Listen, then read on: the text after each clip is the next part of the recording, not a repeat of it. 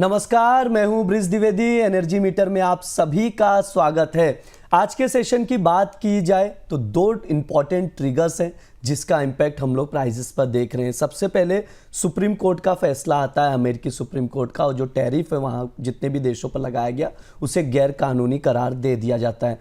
उसके बाद ट्रंप की ओर से उस पर रिएक्शन आता है, सुप्रीम कोर्ट के फैसले की आलोचना की जाती है और ट्रंप जो है ऐलान करते हैं 15% ग्लोबल टैरिफ लगाने का, जिसकी वजह से अगर अमेरिका में देखा जाए तो वहाँ पर टैरिफ को लेकर जो फैसले की आलोचना की गई और यूएस सुप्रीम कोर्ट के बीच और ट्रंप के बीच तनाव देखा, उसका दुनिया भर के इम्पैक्ट हमने देखा है। स्पेशली क्रूड ऑयल की बात की जाए तो क्रूड ऑयल में प्रेशर बनते हुए हमने देखा है। दूसरी तरफ अगर देखा जाए second important factor middle east में जो तनावपूर्ण स्थिति बनी हुई है, आशंका है कि आने वाले समय पर हफ्ते दो हफ्ते में अमेरिका की ओर से हमले किए जा सकते हैं। अगर ऐसा कुछ होता है तो क्रूड ऑयल में तेज़ी देखने को मिलेगी। आज के सेशन में अगर नज़र डाला जाए क्रूड ऑयल के प्राइजेस पर तो इस वक्त अगर देखें तो ब्रेंट क्रूड में भी दबाव देखने को मिल रहा है। $70 के करीब ब्रेंट क्रूड नज़र आ रहा है और $66 के करीब WTI क्रूड नज़र आ रहा है। 1% डाउन साइड है प्राइजेस। ऐसे में ट्रेडर्स क्या करें, ये सवाल बना हुआ है। ट्रेडर्स क्या बाय ऑन डिप की स्ट्रैटेजी बनाएं या सेल ऑन राइज की स्ट्रैटेजी बनाकर चल सकते हैं। इस पर बातचीत करने के लिए हमारे साथ जुड़े पृथ्वी फिनमार्ट के कमोडिटी एंड करेंसी के research head Manoj Kumar Jain ji. Manoj sir, स्वागत है आपका द बोनस में। नमस्कार सर, क्या कुछ ट्रिगर्स देख रहे हैं, फंडामेंटल्स देख रहे हैं जो अब आने वाले समय पर क्रूड ऑयल के प्राइसेस तय करने वाले हैं? देखिए, क्रूड ऑयल के जो फंडामेंटल है ओवरऑल मजबूत है। जिस तरह से हम मध्य पूर्व में तनाव देख रहे हैं, स्पेशली यूएस और ईरान के बीच में, और वहां पे ईरान की तरफ से भी जो है लगातार अमेरिका को चेतावनी दी जा रही है। सबसे बड़ी यहाँ पे देखने वाली चीज ये है कि जो स्ट्रेट ऑफ हॉर्मुज है, जहां से बड़ा जो है हम कह सकते हैं कि जो ऑयल के जो शिपमेंट पास होते हैं, जो कि ईरान के कब्जे वाला हिस्सा है, तो वहां पे अगर वो बाधित होता है यूएस ईरान के टेंशन के चलते, तो लगभग 25 से 30% का जो परिवहन है कच्चे तेल का, वो वहां पे बाधित हो सकता है।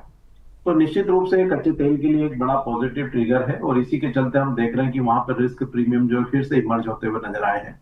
साथ ही यूएस में गत सप्ताह इन्वेंट्री में भी अप्रत्याशित रूप से बड़ी गिरावट देखने को मिली थी और चाइनीज मार्केट यहाँ पे लंबी छुट्टियों के बाद इस सप्ताह रीओपन हो रहे हैं। तो ये सारे जो फैक्टर्स है कच्चे तेल के लिए पॉजिटिव है। हमारा मानना है कि यहाँ पर रणनीति जो है बाय ऑन डिप्स की होना चाहिए। अगर कच्चे तेल की बात करें, जो मार्च का कॉन्ट्रैक्ट है वहां पे हमारा मानना है कि $64 WTI के लिए एक मुख्य सपोर्ट रहेगा। भारतीय बाजारों में 5,910 के आसपास यहाँ पे मजबूत सपोर्ट जो है वो देखने को मिलेंगे। तो कीमतें अगर यहाँ पे थोड़ी और गिरावट दिखाती है, 5,910 के आसपास आती है इंट्राडे में, बाय करके चलिए। 5,840 के स्टॉप लॉस से टारगेट 6,040 तक के यहाँ पे रखे जा सकते हैं। ठीक है, ये ट्रेडिंग कॉल है क्रूड ऑयल का, तो आप लोग नोट डाउन करके चल सकते हैं। यहाँ पर 5910 पर लॉन्ग करके चलें 6,040 तक के टारगेट के लिए और 5840 का स्टॉप लॉस लगाकर चल सकते हैं। सर, एक चीज़ आपसे समझना चाहूँगा, अभी क्या स्थिति देख रहे हैं मिडल ईस्ट में? क्या लगता है कि जो अल्टीमेटम दिया गया 10 से 15 दिन का, इसके बीच ईरान को डिसीजन लेना है, अगर नहीं होता है तो हमला किया, आपको क्या लगता है कितने चांसेस है कि यूएस अटैक कर सकता है? और अगर अटैक करता है तो क्या ब्रेंट क्रूड $80-85 तक भी जा सकता है?